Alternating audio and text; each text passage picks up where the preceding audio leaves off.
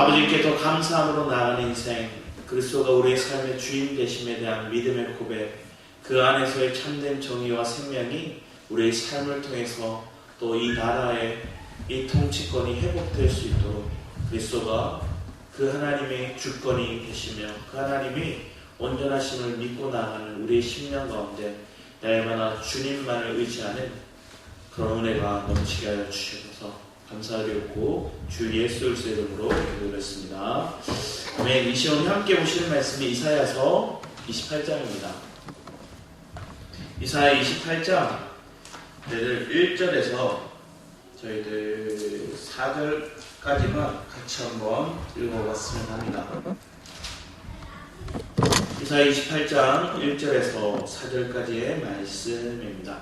같이 한번 읽도록 시작. 에브라임의 술 취한 자들의 교만한 면류관은 화 있을지라도 술에 빠진 자의 성, 곧 영화로운 관같이 기름진 골짜기 꼭대기에 세운 성이여 세잔에 가는 꽃 같으니 화 있을진저 보라 주께 있는 강하고 힘 있는 자가 쏟아지는 우박같이 파괴하는 강풍같이 큰 물이 넘침같이 손으로 그 면류관을 땅에 던지리니 에브라임의 술 취한 자들의 교만한 면류관이 발에 밟힐 것이라.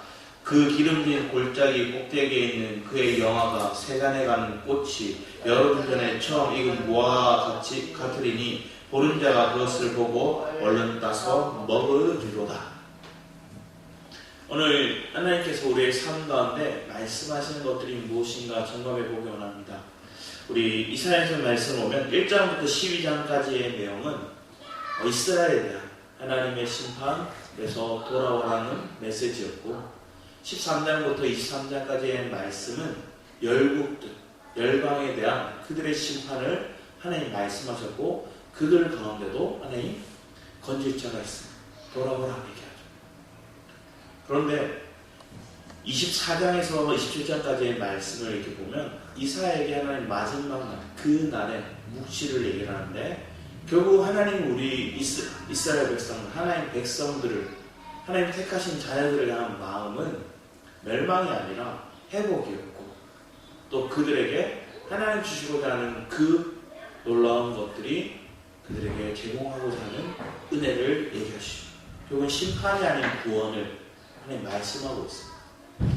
그 묵시가 끝나고 28장부터 다시 시작하는데 다시 이스라엘에게 말씀하는 거예요. 1절부터 초반부의 내용들은 북이스라엘을 향한 하나님의 메시지였고 또 중반부부터 얘기하는 것들은 남유다에 대한 특히나 정치, 종교 지도자들의 그 하나님의 온전치 못함을 드러내고 심판의 메시지를 던져요. 그러고 난 다음에 하나님은 농사에 대한 비유, 농사꾼에 대한 비유 그 내용을 통해서 결국 우리가 회복될 것들에 대한 메시지를 그리고 우리를 연단해 가시는 그 과정들을 말씀하고 있는 장이 28장의 말씀입니다. 전체적인 아웃라인이 이렇게 표현되고 있는데 그 가운데서 먼저 하나님은 북이스라엘 향해 얘기하는 이 타이밍에 앞에 얘기했던 1장에서 12장까지의 시기는 어느 왕 때의 얘기냐면 아하스 왕 때. 아하스 왕 때 그들에 대한 심판의 메시지를 먼저 던졌다면 오늘 28장부터 시작되는 이스라엘 향 다시 하나님의 심판과 또 돌아오라는 그 메시지는 어느 시기냐면 히스기야 왕 때의 얘기예요. 근데 이 시기 때 왕과 그들의 신하들이 의지하는 대상들이 달랐어요. 앞에 얘기했던 아하스 왕 때는 누구를 의지했냐면 아수르를 의지했어요. 왜 아수르를 의지했을까요? 에돔과 북이스라엘이 그들을 공격한다. 아람과 북이스라엘이 그들을 공격한다는 얘기에 그가 두려움에 잡혔을 때 하나님이 누굴 통해서 그들을 무너뜨리죠? 아수르를 통해서 아람과 북이스라엘을 제지해요. 그래서 아수르를 의지했는데 결국 그 잘못이, 그 패단의 잘못이 드러나죠. 그런데 히스기야 왕 때 와서는 누구를 의지하냐면 애국과의 화친을 맺게 되고 애국을 의지합니다. 근데 하나님께서 얘기하죠. 애국을 의지하는 것들은 다 온전치 못하다는 것. 다시 얘기를 합니다. 우리 1절에 에브라임을 상징하는 것들은 남유다예요. 북이스라엘. 북이스라엘 통치하는 단어 중에서 에브라임이라고 얘기를 해요. 근데 그 에브라임에 뭐가 많다고 얘기합니까? 술 취한 자들. 에브라임을 지칭하는 것들이 있는데 술 취한 자들, 그리고 교만한 면류관, 또 세간에 가는 꽃, 이런 의미들. 그들이 표현되고 있어요. 하나님께서는 그들에게 교만한 자들이라고 하고 술 취한 자들이라고 하고, 근데 그들에게 뭐가 있다 이거죠? 화 있을 진정. 술에 빠진 자의 섬, 곧 영화로운 관같이 기름진 골짜기 꼭대기에 세운 섬. 여기 어디냐? 사마리아 섬. 사마리아 섬 주변에 이스라엘 평지가 있고요. 옥토에다가 또 거기는 산지로 아름다운 성을 지어놨어요. 그런데 거기가 어떻게 된다는 거죠? 세잔해지고 그들이 화 있을 징조 얘기합니다. 이게 북이스라엘 향한 하나님 사마리아를 향한 그들의 교만의 결과인 거예요. 많은 사람들이 자기가 지금 가지고 있는 명예와 지금 가지고 있는 권력이 영원하리라 생각해요. 그런데 하나님을 의지하지 않을 때, 그리고 그들의 삶 가운데 겸손히 하나님 앞에 엎드리지 않을 때, 그것은 결국 다 무너지게 되고, 그들이 꽃피웠던 것들은, 그들로 열매 맺었다 생각했던 것들은 다 뺏기는 과정들이 그들의 삶 가운데 주어진다는 거예요. 우리의 삶에도 동일해요. 내가 사업을 일구었다, 내가 가정을 일구었다 생각하고 착각에 빠져있는 사람들이었어요. 내 가정과 내 사업이, 그리고 교회조차도 내가 이루어졌다는 그 생각들이 착각에 빠지면 그리고 하나님께 그걸 무너뜨리기 시작하세요. 하나님은 그 착각과 오류를 하나님은 깨기 원하시는. 먼저 북이스라엘에 하나님 아수르를 통해서 BC 722년경에 아수르가 멸망합니다. 너무나 짧은 시기에 이 북이스라엘이 멸망해버려요.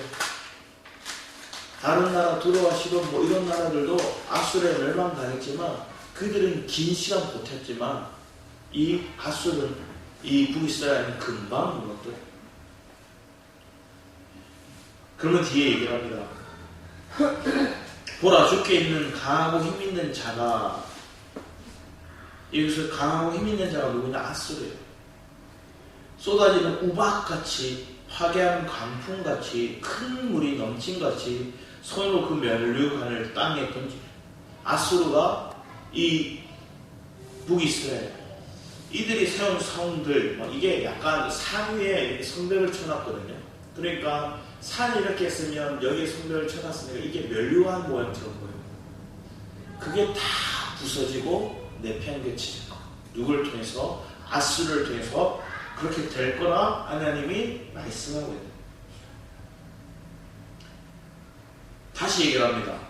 에브라임의 술 취한 자들의 교만한 면류관을 발에 밟힐 것. 그들이 발에 밟힐 것이다. 그들이 교만한 면류관은 밟힌다.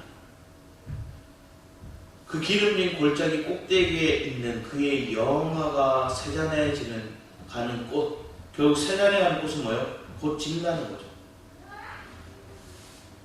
여름 전에 처음 익은 무화과와 같으리니 보는 자가 그것을 보고 얼른 따습니다. 열매를 맺었는데 그 열매가 먼저 본 아수르에 그냥 따버린다. 이 말은 뭘까요? 처음 익은 열매, 세잔해 가는 꽃, 결국은 시들어가고 저물어 가는 장면들을 얘기를 하고 있습니다. 아수르가 이렇게 세잔해지고 저물어 가는 장면들을 하나님께서는 묘사하고 계세요. 미가서 7장 1절 말씀 한번 볼까요? 미가서는 나훔 앞에 있어요. 7장 1절 말씀 보면 이 내용에 대한 더 비슷한 내용이지만 표현이 이렇게 적혀있어요.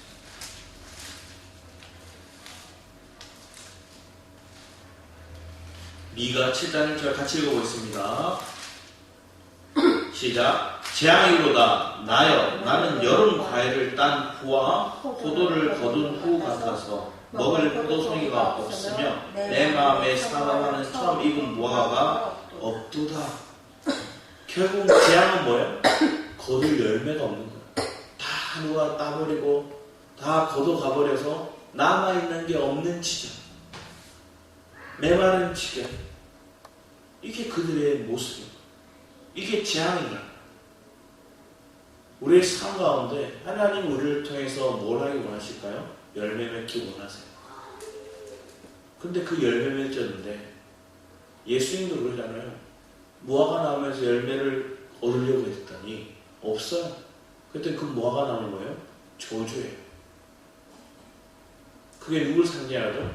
이스라엘을, 유다를 상징하죠. 오늘날 그 심판과도 같은 메시지가 오늘날 한국 교회를 향해서 말하고 있지는 않습니까?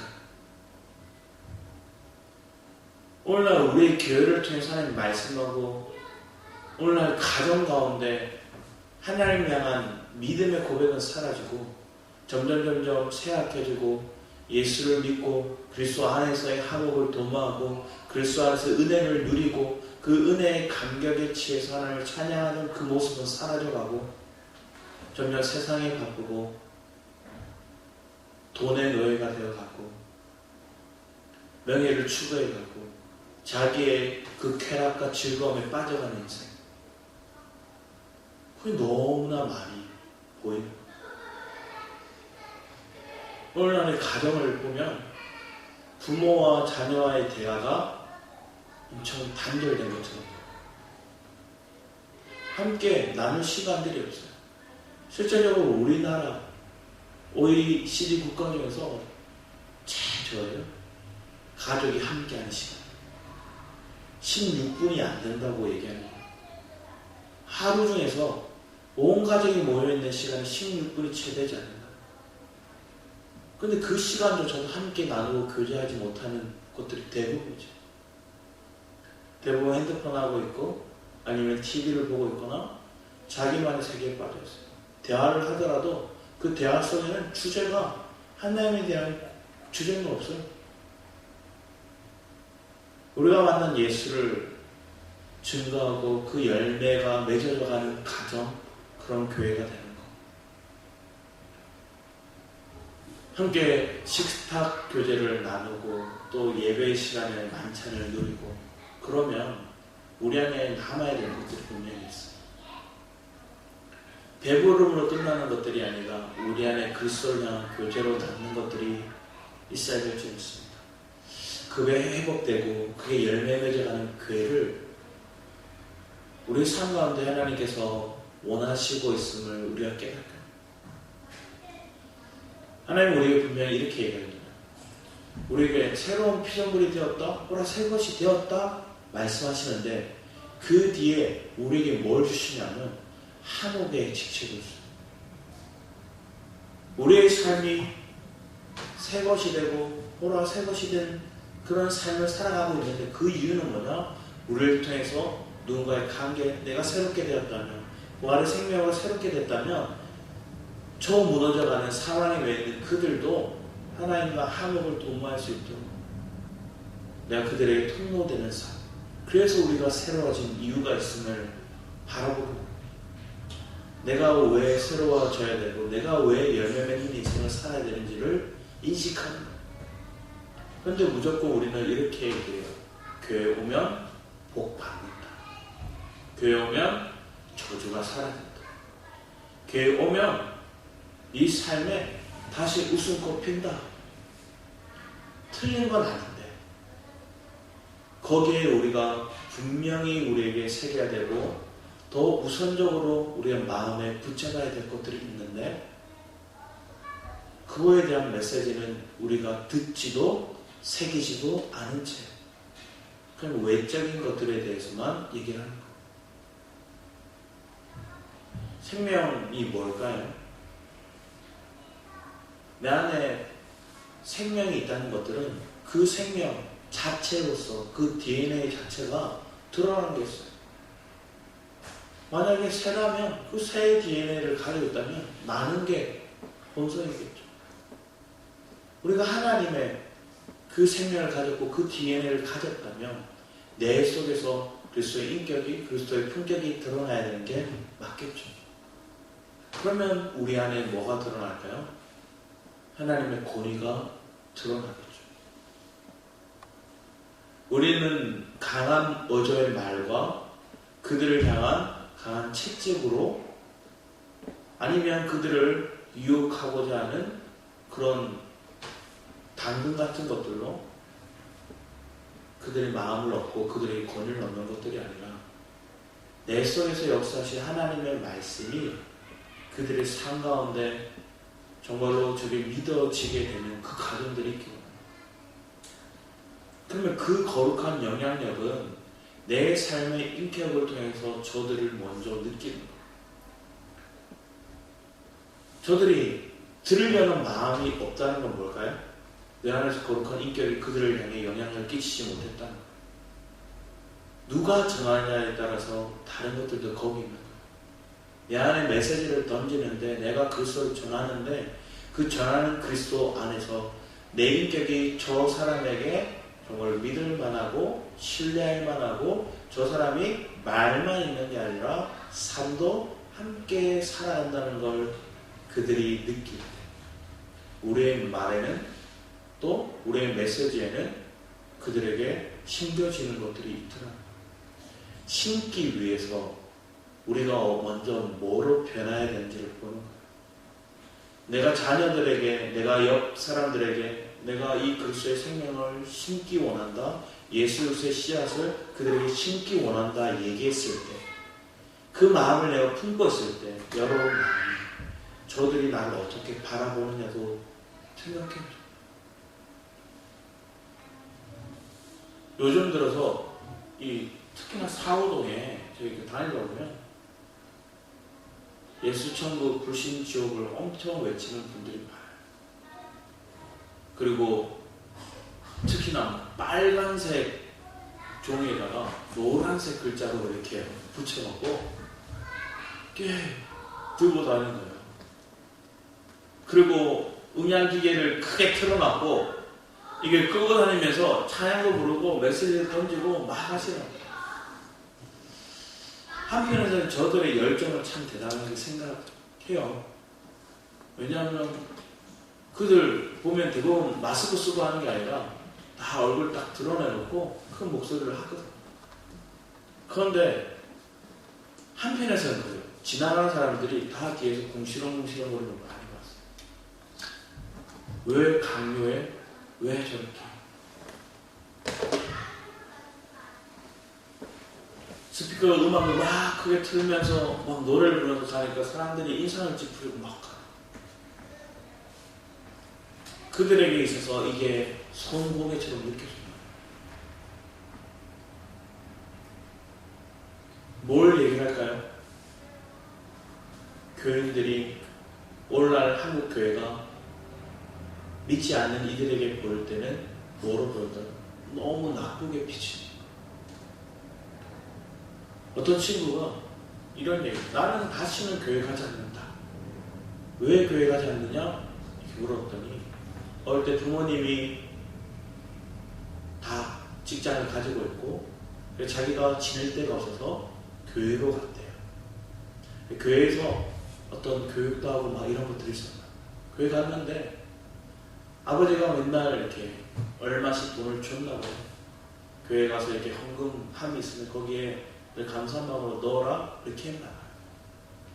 그래서 500원을 들고 가고 또 500원은 차비를 들고 있는데 이 아이가 500원을 헌금함에 딱 넣고 500원을 들고 호주머니에 넣으니까 그 교회 사모님이 그렇게 얘기해요. 너는 왜 매일 500원만 넣어? 이렇게 그랬더니 이 500원은 내가 헌금하고 500원은 아빠가 찾아가는 집에 가는 차비예요 이렇게 했어요. 그랬더니 그 사모님 그렇게 얘기하는 거예요. 아빠가 부모님이 그것도 다 헌금하면 더 좋아하실 거야. 그러니까 걸어가면 더 기뻐하실 거야. 이렇게 얘기해요.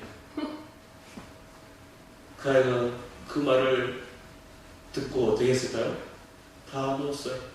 차비 없이 집으로 가는데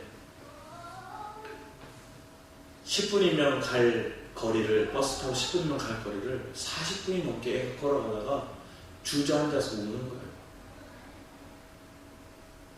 지나가는 행인이 물어요. 너 왜 그러냐?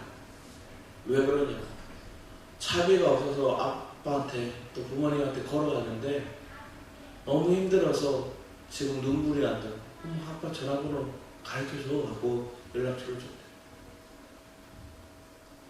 급하게 부모가 달려오죠. 달려서 하던 일도 내팽개치고 이 아이가 길거리에서 울고 있다니까 얼마나 놀랐어. 그 아이를 안고 물었더니 자초지종에 다 얘기해줘. 이 부모가 화가 머리끝까지 나서 교회를 찾아가서 소리를 지르는 거예요. 당장 이 교회 사고 나와라. 애한테 무슨 말을 하는 거예요? 막 소리를 지르고. 그리고 이 아이는 당당하게 얘기해요. 그래서 나는 이제 교회를 같이 한다. 오늘날 비춰지는 교회의 모습들이 너무나 화려하고 잘나가고 그런 것만 얘기하다 보니까, 그리고 거기에서 부당한 이득, 부당한 세습, 또 사회 도리적으로도 또 정의에도 합당치 않은 그런 방법으로 교회를 위해 길을 만들고 지하철을 연결하고 불합리한 모습이 너무 많은 거예요. 안 믿는 사람들이 조금만 생각해봐도 이 교회가 나쁜 행동을 했구나, 기득권을 사용했구나, 이게 보이니까 더 나쁘다 생각.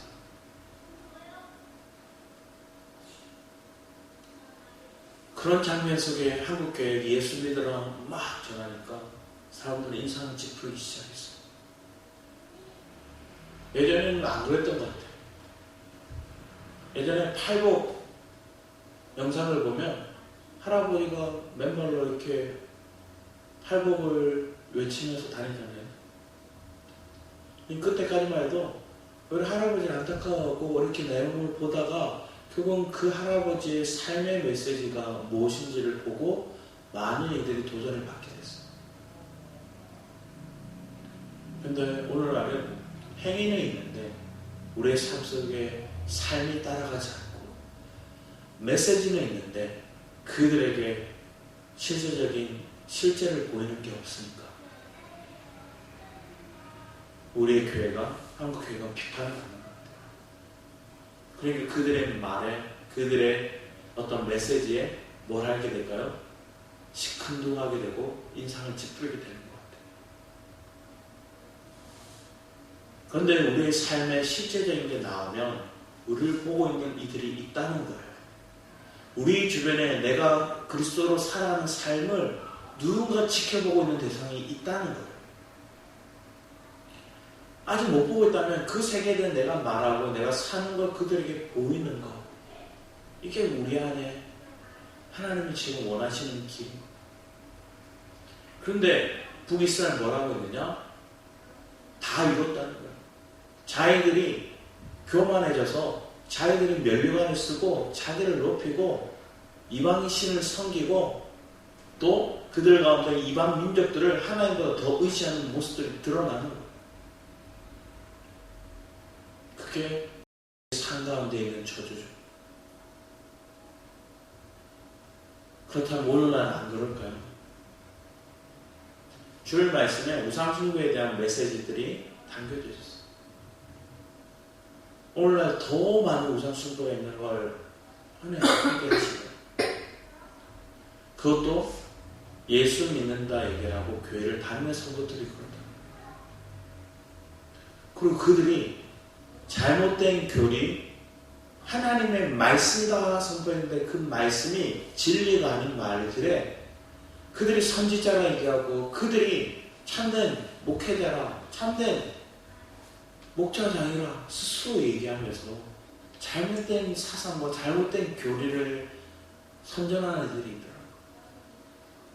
그들을 속고 있는 자들, 그 의미에 그들은 마음이 뺏겨서 현혹되어서 그들이 그것을 따라가고 그 행위를 하면 그 사람을 쫓아가며 그들이 하나님을 위한 일이라 생각하는 착각 속에 빠져있는 것.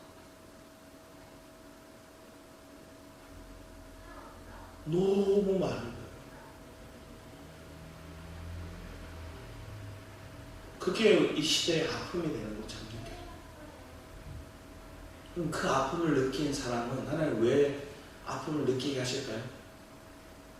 그들을 위해서 중보하기 원하는 마음이 있고요. 그들을 위해서 또 실제가 무엇인지를 우리의 삶을 통해 하나님 드러내기 원하시는 것도 분명히 있다. 그리고 그들에게 참 복음이 참 생명이 무엇인지를 전하길 원하십니다. 아직은 우리는 미흡해요. 아직은 실제로 사는 것들이 연약한 부분들이 많아요. 그렇지만 그러함에도 꿈꾸면서 기도하는 하나님, 내가 살아가는 이 삶 속에 교만한 면류관을 꿈꾸는 것들이 아니라 그리스도로 인한 영화로운 면류관을 꿈꾸는 자들이 되기 원합니다. 이기는 자들의 삶을 살아가기 원합니다. 뒤에 말씀을 더 보면 이렇게 적혀있어요. 그 날에 만군의 여호와께서 자기 백성의 남은 자에게 하나님 또 얘기가 남은 자, 남은 자는 이기는 자들에 대한 상징적인 메시지예요. 그래서 영화로운 면류관이 되시며 아름다운 화관이 되실 것이라. 재판석에 앉은 자에게 판결하는 영이 되시며 성문에서 싸움을 물리치는 자에게 힘이 되십니다. 그러니까 우리를 지키시는 분도 우리를 판결하시는 분도 온전하신 그리스도가 온전하신 그 하나님의 영이 판결하면 바르고 그 주님이 우리를 지키면 든든하다는 거예요. 그러니까 회복이 일어나는데 안팎으로 내 내적으로 재판이 일어나는 문제 속에서도 내가 이겨나고 정의가 드러나고 밖으로도 적들이 침투하는 것들을 막아내는 삶. 이게 하나님을 통해서 우리의 삶 가운데 이루어지는 일들입니다.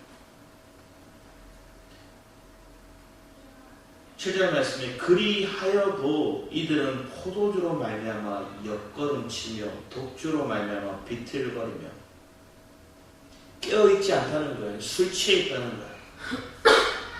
선지자도 제사장도 선지자도 영적인 지도자를 위하는 선지자와 제사장도 독주에 빠져있는 거예요. 포도주에 빠지며 독주에 말미암아 걸음치며 비틀거리며 환상을 잘못 푼다. 자기 멋대로 환상을 풀고 재판하며 실수한다는 거예요. 이게 영적인 지도자와 그리고 그들의 정치적인 리더들, 재판관들, 그들의 왕이라고 하는 이들, 그들의 모습. 하나님께서는 뒤에 결국 말씀을 보면 아모스 말씀을 보면 그들에게 뭐라고 하나님께서 얘기하셨냐면 아모스 6장 6절 말씀에 대접으로 포도주를 마신다. 그러니까 대접으로 포도주를 마시는 건 뭐예요? 독주를 엄청 양껏 마신다. 그들이 술 취하고 그 비유적으로 얘기하는 거예요. 그들이 무엇에 취해? 우상숭배에 취해 있고요. 그리고 그들은 애국을 의지하는 것들에 취해 있고 그들의 삶 가운데 자기가 지금 누리고 있는 부귀 영화, 경제적인 것들, 또 많은 식민지를 가진 것들 나름대로 잘 나왔거든요. 여러분 없이. 근데 그 부귀 영화가 다 깨어지고 일장 충문처럼 느껴지는 그때가 올 것인데 그들은 그것을 인지하지 못하고 있는 장면들을 얘기하고 있어요. 그게 술 취하는 거예요. 우리 에베소서 5장 말씀 볼까요? 에베소 5장 15절에서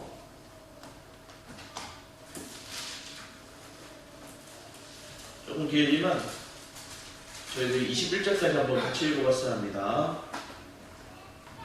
같이 읽어보겠습니다. 시작. 그런즉 너희가 어떻게 행할지를 자세히 주의하여 지혜 없는 자같이 하지 말고 오직 지혜 있는 자같이 하여 세월을 아끼라. 때가 악하니라. 그러므로 어리석은 자가 되지 말고 오직 주의 뜻이 무엇인가 이해하라. 술 취하지 말라. 이는 방탕한 것이니 오직 성령으로 충만함을 받으라. 시와 찬송과 신령한 노래들로 서로 화답하며 너희의 마음으로 주께 노래하며 찬송하며 범사의 우리 주 예수 그리스도의 이름으로 항상 아버지 하나님께 감사하며 그리스도를 경외함으로 피차 복종하라.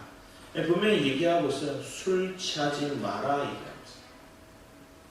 그런데 이 시대 때는 세상적인 유행, 실제적인 술, 많은 것들에 그들은 취해 있는 거예요. 내가 성령에 붙들려 있는 인생, 오직 성령으로 충만한 인생이 아니라 내가 세상으로 충만한 것, 내가 다른 육적인 것들로 충만한 것들이 술 취해 있는 것과 같은 비유적인 설명입니다. 지혜 있는 사람은 세월을 아끼고, 지혜 있는 자는 오직 주의 뜻이 무엇인가를 분별하고 이해하고자 합니다. 이 시대를 바라보면서 술 취해 있는 그들을 향해 하나님이 뭐라 말씀하고 있고, 그걸 들었다면 그들에게 하나님 무엇을 전하기 원하시고, 그들의 삶 가운데 어떠한 영향력을 나를 통해서 흘러내길 원하시는지를 분명히 이해하고 아는 것.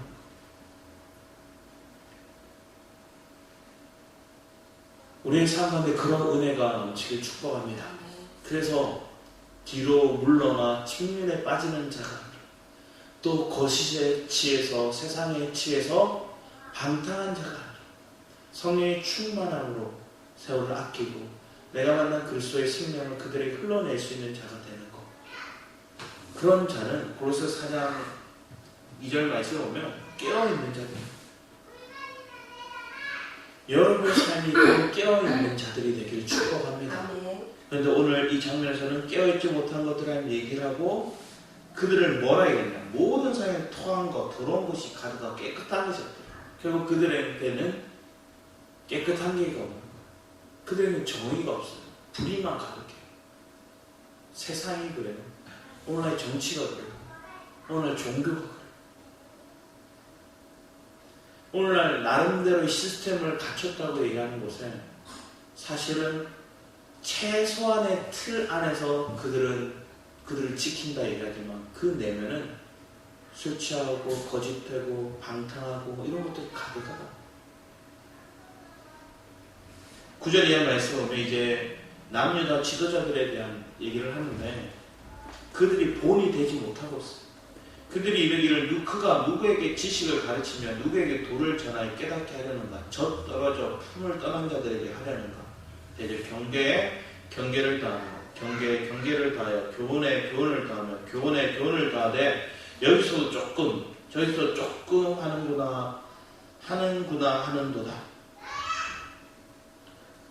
그리고 주님이 이 특히나 11절 13절은 종교 지도자들에게 얘기하는 말씀인데, 그러므로 더듬는 입술과 다른 방으로 그가 이 백성의 말씀을, 이 말은 뭐냐? 어렵게 얘기하는 거예요. 외국말로 막 어렵게 얘기하는 거. 다른 방으로 멋있어 보이고, 근데 복음은 쉬운 것들이라 얘기해요. 이 사람은 쉬운 메시지를 그들에게 던졌어요. 심판에 대한 메시지와 구원과 회복에 대한 메시지를 줬어요. 12절에 전에 그들이 이르시기를 이것이 너희 안식이요 이것이 너희 상쾌함이니 너희는 곤비한 자에게 안식을 주라 하셨으나 그들이 듣지 아니하셨다. 그들에게 생명과 안식을 주기 원하는데 그들은 그걸 줄 수 있는 그런 여건이 못 됐어요. 그들도 못 누렸기 때문에 그렇겠죠. 여호와께서 그들에게 말씀하실 때 경계에 경계를 더하며 경계에 경계를 더하며 교훈에 교훈을 더하며 교훈에 교훈을 더하고, 여기서 조금 저기서 조금 하사 그들이 가가 뒤로 넘어져 부러지며 걸리며 붙잡히게 하시더라. 그들의 부패됨과 그들 향한 하나님의 비방의 어떤 모습들을 드러내시죠. 14절 이하에서는 하나님께서는 이 정치 지도자들에 대한 메시지를 던지는데, 그 속에 하나님은 회복의 또 우리에게 참된 지도자가 되실 분이 딱 나와요. 이러므로 예루살렘에서 이 백성을 다스리는 너희 오만한 자, 여호와의 말씀을 들을지어다. 이 오만한 자들이 여호와의 말씀을 듣지 않는다는 거예요. 그래서 그들은 뭘 할까요? 이 오만한 자들은 애굽을 의지했어요. 너희가 말하기를 우리는 사망과 언약하였고 썰과 맹약하였은즉 넘치는 재앙이 밀려올지라도 우리에게 미치지 못한다. 이 말은 뭐냐? 우리가 애굽하고 언약 맺었기 때문에 우리 안 죽어, 우리 안 패배, 우리 피난처로 삼았고 허위 아래 우리를 숨겼습니다 하는 거다. 그게 그들의 무지죠. 그러므로 주 여호와께서 이같이 이르시되 보라 내가 한 돌을 시온에 두어 기초를 삼았노니 곧 시험한 돌이요 기하고 견고한 기초들이라 그것을 믿는 이는 다 급하게 되지 아니하리라. 28장의 메시지 중에서 중요한 포인트예요. 왜냐하면 그들에게 심판이 올 거고 또 그들이 교만하였고 그들이 정말로 쇠퇴해질 거지만 세잔해질 거지만 그들의 남은 자가 나올 것이고 또 그들이 누굴 통해서 얻게 될까요? 이 한 돌. 이 한 돌.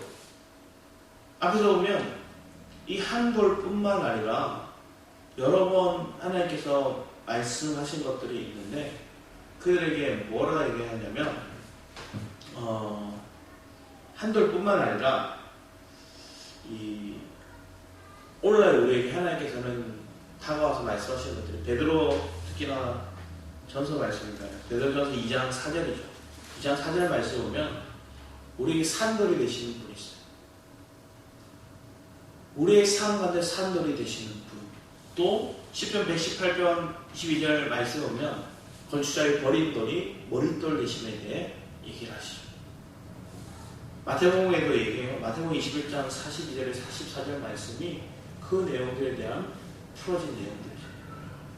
예수 그리스도가 우리의 삶에 오셔서 한 돌이신 그분이 우리의 머릿돌이 되시고 우리의 주춧돌이 되시고 우리의 삶 가운데 하나님께서는 그 위에 반석이 되시사 우리를 하나님이 원하시는 작품을 세워가시는 귀한 은혜가 주어진다.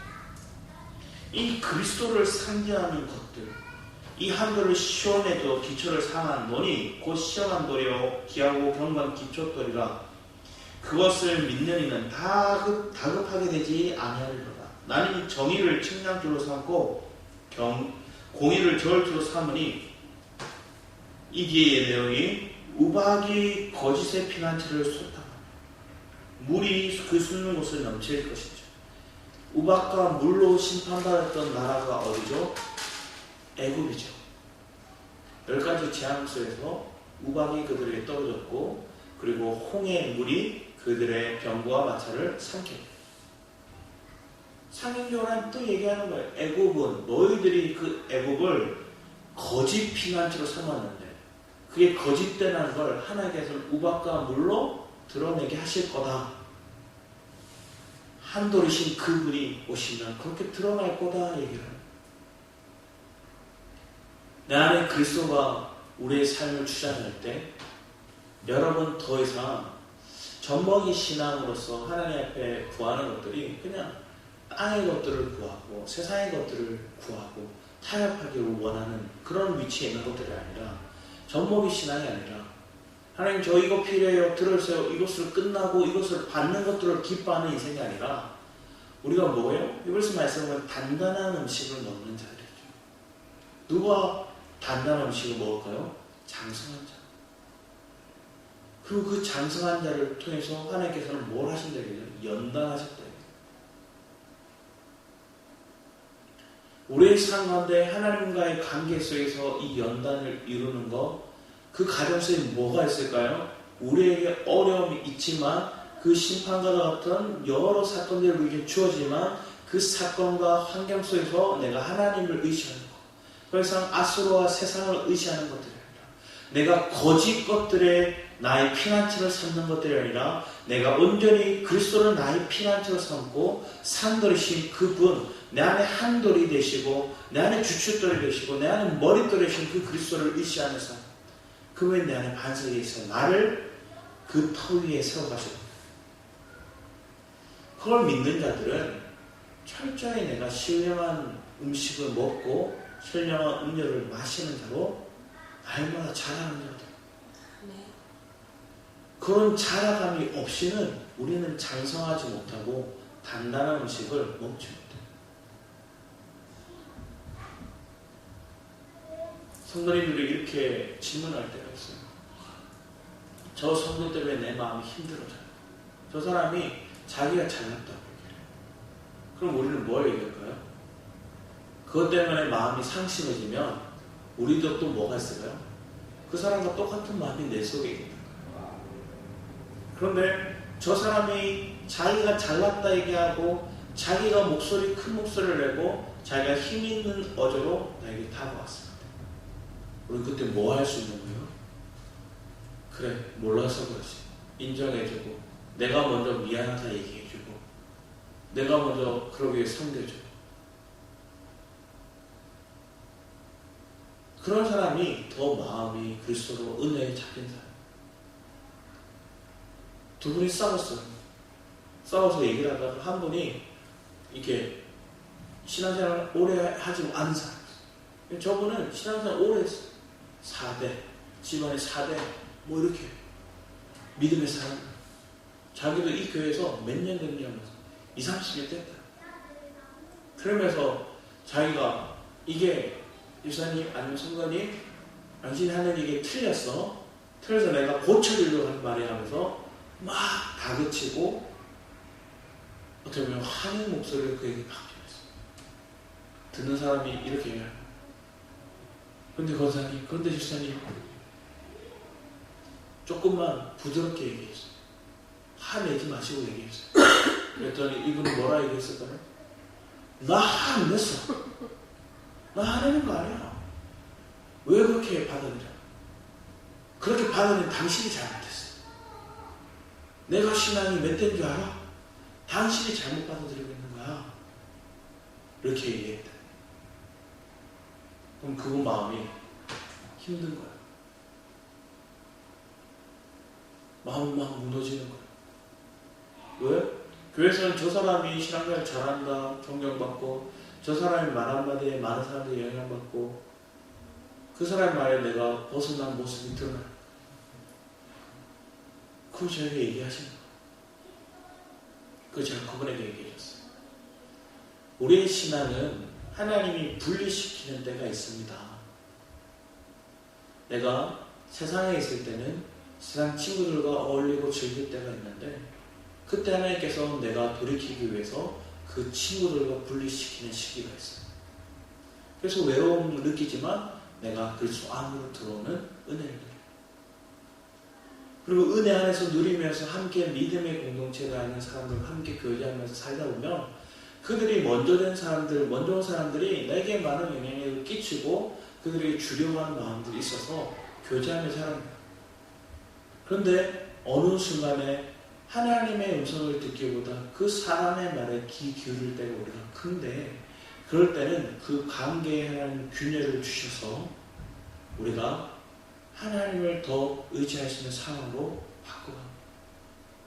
저 사람이 내게 좋은 말을 해줬고 지금까지 좋은 영향을 끼쳤지만 내 삶과 하나님 그들과의 관계 속에서의 어떤 불균형과 어떤 균열이 생기는 이유는 하나님의 부르심이고 하나님이 나를 고독해 하심으로 하나님이 나를 외롭게 하심으로 내가 하나님과의 더 밀착되고 친밀해지고 하나님 안에서 공급받는 그런 터닝 포인트가 되는 시점. 그럴 때는 하나님께 감사하세요. 그럴 때는 그분을 향해 나를 속상했던 분들을 향해서 기도하면서 축복하세요. 그리고 그들도 모르는 게 있다면 하나님 깨닫게 해주시기를 원합니다 하고 기도하고 또 나는 오히려 먼저 미안하다 얘기하고 먼저 마음을 베풀고 그리고 한편에서 뭐라는 거예요? 그들과의 교제 속에서의 어떤 하나님이 원하지 않는 교제에 있을 때는 잠깐 멈추는 거예요. 이게 교회 안에서 빈번하게 일어나면서 우리를 자라게 하고 때로는 거기서 내가 멈춰있기도 합니다. 예수를 믿는다는 것들은 자꾸만 우리의 생명이 바뀌는 그리스도의 생명으로 풍성해지는 것들로 바뀌는 거예요. 내가 거짓된 육적인 생명을 버리고 내 자아와 내 타고난 습성과 내가 배워왔던 것들이 아닌 이거 하나 배우고 조금 이게 전보를 하는 것들로 끝나는 게 아니라 더 폭넓게 그래서 우리는 신앙 안에서 보면 하나님의 고지에 이르지 않았는데 내가 저 사람보다 조금 고지에 올랐다고 해서 내 길이 옳다 얘기하는 사람들이 너무 많다.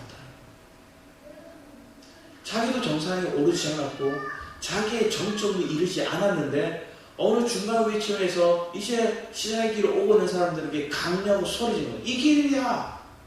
처음에는 따라갔지만 이 사람에게는 하나님 다른 길도 있고 더 빠른 길도 있고 더 돌아가는 길도 있고 더 많은 것들을 바라보게 하시는 길도 있는데 내 길만 옳다고 여기로 안 따라오면 강요하고 목소리 치는 겁니다. 부모가 그런 것 같아요. 자녀에게. 믿음 안에서 또 그런 거예요.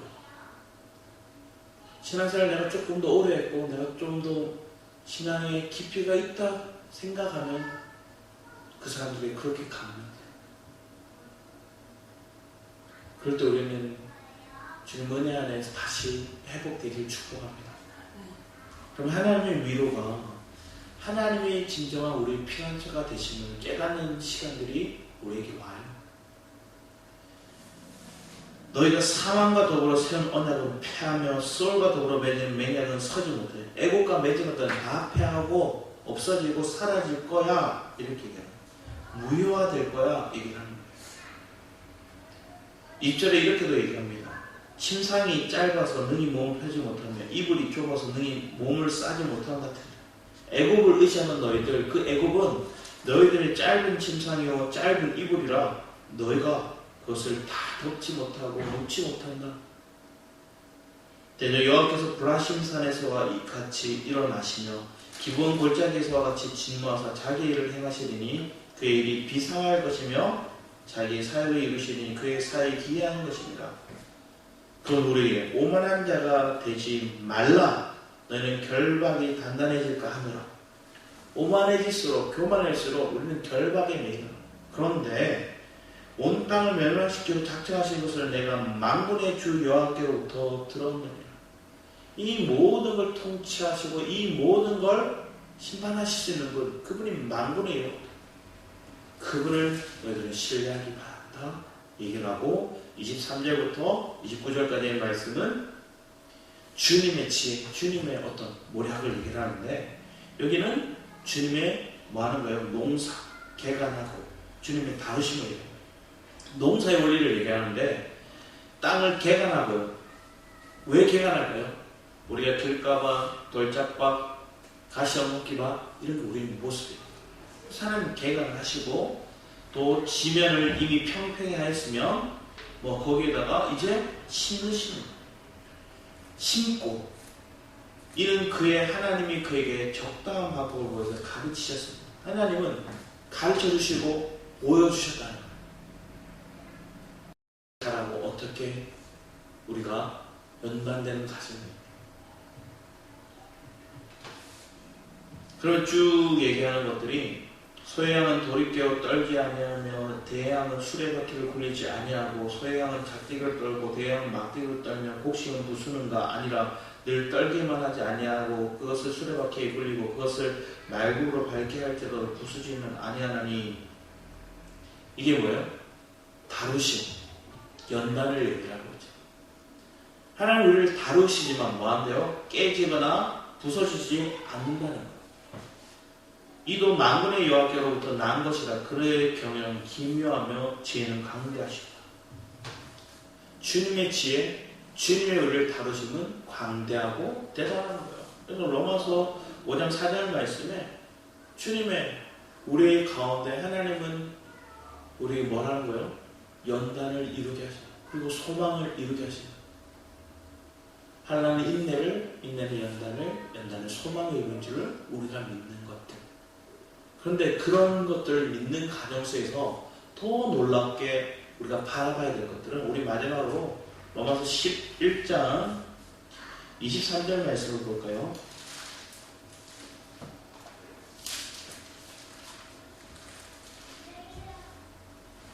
33절이네요. 33절 같이 한번 읽어보겠습니다. 시작. 깊도다 하나님의 지혜와 지식의 풍성함이여 그의 판단은 헤아리지 못할 것이며 그의 길을 찾지 못할 것이다. 우리가 헤아리고 우리가 다 이해할 수 있는 길을 하나님께 이끄시는 게 아니라 너무 기뻐서 헤아릴 수 없는 그 길들을 주님은 우리를 위해서 예비하셨습니다. 여러분이 지금 왜 이 상황이 왔지 하는 오류와 모순이 내 속에 있어요. 그럼 그게 뭐예요? 제거되어야 돼요. 그래서 하나님은 우리 속에 있는 찢기, 우리 속에 있는 어떻게 보면 거칠거칠한 것들을 제거하시는 그 연단의 과정이죠. 그리고 나서 내 속에 하나님의 지혜와 하나님 풍성하신 성령께서 우리의 삶 가운데서 이끌어가시는 놀라우신 능력과 지혜를 보는 거예요. 그걸 경험하면서 영화보다 하나님 앞에 영광을 돌리며 우리의 삶 가운데 어떻게 보면 교만의 면류관이 아닌 영화로운 면류관, 영광의 면류관, 생명의 면류관을 우리에게 주신 그 주님을 바라보며 감사로 나아갑니다. 그게 소망을 품고 가는 인생이죠. 그 소망을 우리는 분명히 봤다면 우리는 오늘날 땅의 일로 일비하지 않아요. 왜? 진짜 영원한 것들이 아름답고 놀랍고 그 세계를 바라보니까. 오늘 28장 말씀을 통해서 한도이신 그 그리스도를 통해 하나님은 우리를 다루시고 연단해 가시고 성령의 능력을 통해 그 하나님의 깊은 세계를 보게 하시는 은혜가 우리 안에 있기를 원합니다. 그러면 그 사람은 남은 자, 이기는 자, 영화로운 면류관을 함께 바라보고 나아가는 자, 그 삶이 저와 여러분의 삶이 될 줄 믿습니다. 그걸 믿고 함께 감사로 나아가기를 축복합니다. 기도하겠습니다. 아버지 하나님 감사합니다. 우리의 삶 가운데 아버지 하나님은 열매 맺기를 원하시고 우리의 삶 가운데 놀라운 하나님의 은혜, 하나님의 축복이 우리의 삶 가운데 맺혀지기를 원하시는 겁니다. 그런데 우리는 무지하에서 땅의 일로 여전히 내 생각과 내 육신의 교만의 모습에 빠져있을 겁니다. 이제 벗어나 하나님께 감사로 우리가 소망을 꿈꾸며 열매 맺는 인생을 살아가는 복된 은혜가 넘치게 해주시옵소서. 감사드리고 주 예수 이름으로 기도드렸습니다. 아멘. 우리 감사의 여러분께 찬양드렸습니다.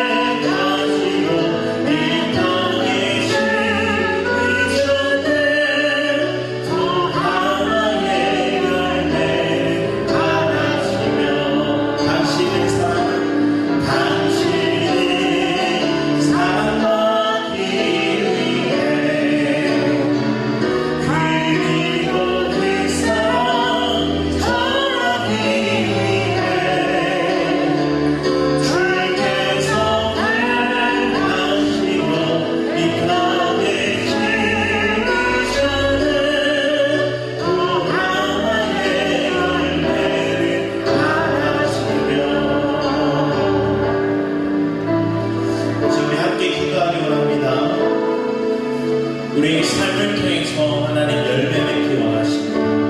그런데 내 안에 생명이 그리스도로 짜지 않은 열매는 불포도죠. 내 안에 생명으로 짜여진 그 그리스도의 열매들이 내 자리에 충분합니다. 그것을 꿈꾸며 그것을 바라며 날마다 그리스도를 의지하며 우리가 날마다 그리스도 은혜 안에 살아가기를 이 시간 사랑하는 심령으로 내 주의 찬양을 기다리도록 하겠습니다. 주여, 할렐루야, 감사드립니다.